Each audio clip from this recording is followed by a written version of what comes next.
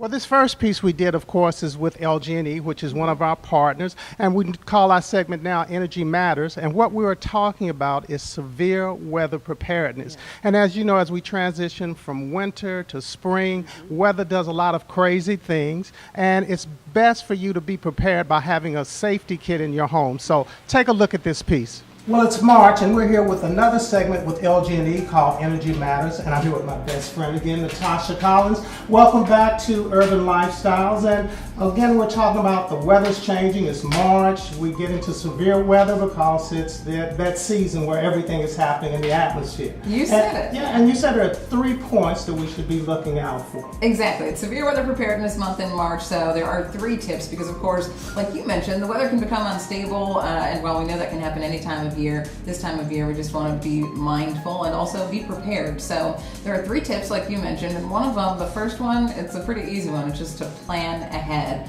When it comes to Severe Weather Preparedness Month, planning ahead, part of that means having a preparedness kit.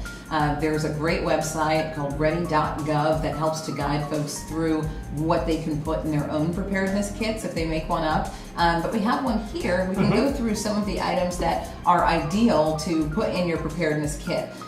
Some of the more basic items that are a good idea to have handy, and remember that you want this kit somewhere that's accessible, that you can easily get to in the event of an emergency. But having a first aid kit is always a good idea for obvious reasons. You don't know what can happen in an emergency situation, so having one of those.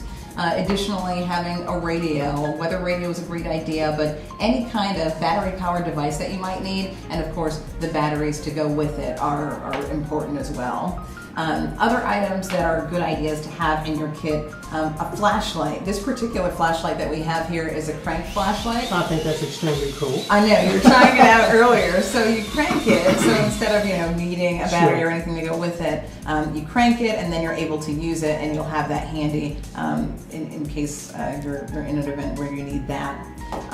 Other items that we have that are part of this particular kit, which is for 2 people, there's a survival whistle, which I think speaks for itself, but you want any first responders to be able to locate you depending on your given situation. And then because you may potentially be isolated depending on the severe situation, there are different food rations, a water supply.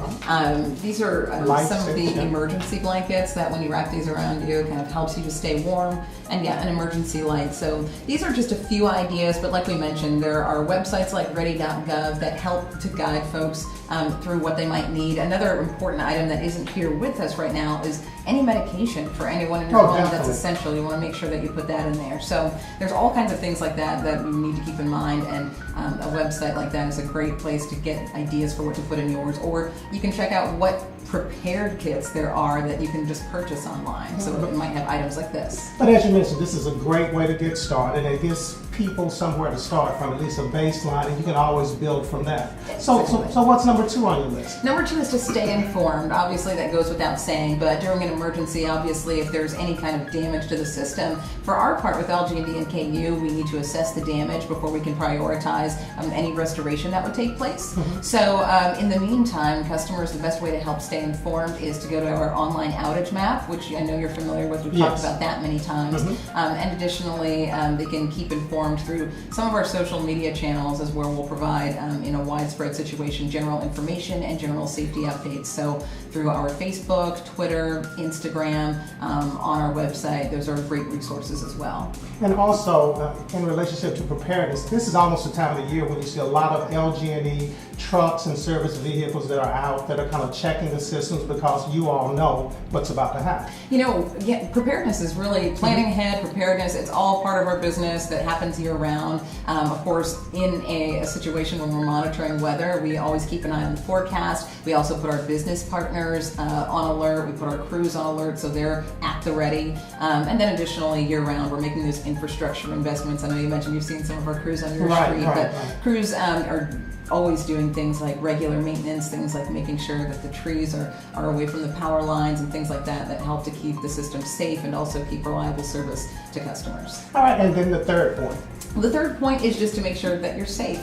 You always want to be safe. We always have that reminder that in a severe weather situation, or in any situation really, if you come across a down wire, always treat it like it's an active, energized line. So that means stay away from it and give us a call.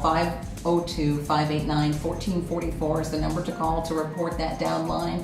We'll take care of it and just stay away from it and be safe. Right. So really and truly, if we follow these 3 easy steps in the event of severe weather, we should be relatively safe. It's a great starting point. I think we always need to be vigilant of what some of the other instructions are depending on the situation so that we make sure we're safe. But this is a great starting point and at least helps to make sure that we've thought it out in advance. We know where our preparedness kits are. We know what the resources are that we can call as far as LG&E and KU goes.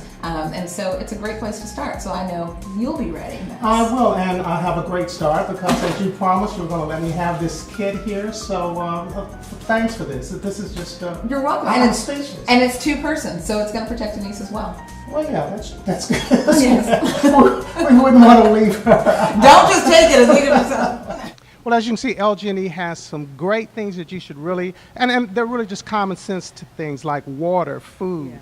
You just let the lights go out in the middle of the night, having just a flashlight or something like that, it makes a big difference. Right. I'm telling you, preparedness, good word. Right, and it's almost like having a go bag because you keep everything in a nice little backpack, and that way when you need it, if something happens, you know, you can go right to it and pick it up. And she put together a very nice sample. I was trying to steal it from her, but she was having no part of that. But again, something that every home should have. We'll take another quick break and back with more right after this.